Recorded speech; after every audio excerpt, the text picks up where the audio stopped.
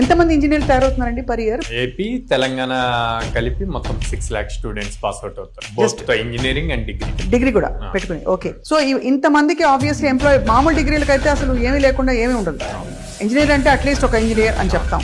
But ఎందుకో వీళ్ళు చేసే కోర్స్ కరికులంలోనే ఏమిటో ఇండస్ట్రీకి కావాల్సిన డిమాండ్స్ లేవు.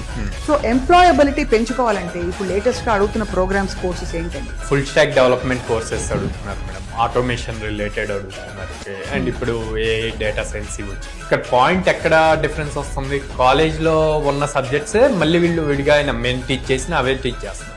కానీ అక్కడ థియరీ, వాళ్ళు ఎగ్జామ్ పాస్ అవ్వడానికి ఆ థియరీ రాసి ఆ మార్క్స్ వస్తే సరిపోతుంది. రైట్. కానీ ఇండస్ట్రీకి కావాల్సింది ప్రాక్టికల్ స్కిల్స్, కోడింగ్ రాయగలిగే స్కిల్స్ కావాలి, అది ల్యాగ్ అవుతుంది. కోడ్న్యాలో మీరు ఇచ్చే ప్రోగ్రామ్ కంప్లీట్లీ ఇండస్ట్రీ రెడీనెస్ కి ఉపయోగపడతాయని చెప్పారు. అందుకే అంతమంది ప్లేస్ అవుతున్నారు. అవునవును.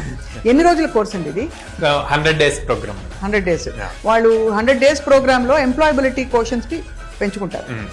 అంటే ఈ 100 days ప్రోగ్రామ్ కి ఇవే కోర్సులు వాళ్ళ ఇంజనీరింగ్ కోర్సులో ఉండడానికి తేడా ఏమిటి మెయిన్ గా? సో ఇంజనీరింగ్ లో ఉన్నప్పుడు వాళ్ళు సెమిస్టర్ కి ఒక సబ్జెక్ట్ చదువుతారు. సో ఇప్పుడు మనం వాటిని ప్యాకేజ్ లా చేసి ఫుల్ స్టాక్ అనుకోండి, front end HTML, CS, Java script, back end అనుకోండి పైథాన్, సో మళ్ళీ డేటాబేస్, తర్వాత క్లౌడ్, సో ఇవన్నీ కలిపి 4 months 100 days ప్రోగ్రామ్ లో ఫిక్స్ చేస్తాం. అలా ఫిక్స్ చేసినప్పుడు అక్కడ డిఫరెంట్ సెమిస్టర్స్ లో చదివింది ఒకేసారి ఇక్కడ నేర్చుకుంటారు. ప్లస్ ఇక్కడ మనం థియరీ చెప్పాం, అది మొత్తం ప్రాక్టికల్ చేపిస్తాం. ప్రతిదీ కూడా కోడింగ్ చేయమంటాం. ఫ్రంట్ ఎండ్ చేసేటప్పుడు వెబ్సైట్స్ బిల్డ్ చేపిస్తాము, దాన్ని మళ్ళీ బ్యాక్ ఎండ్ కనెక్ట్ చేపిస్తాము, డేటాబేస్ కనెక్టివిటీ అవుతుంది. సో ఆ డిఫరెన్స్ వస్తుంది.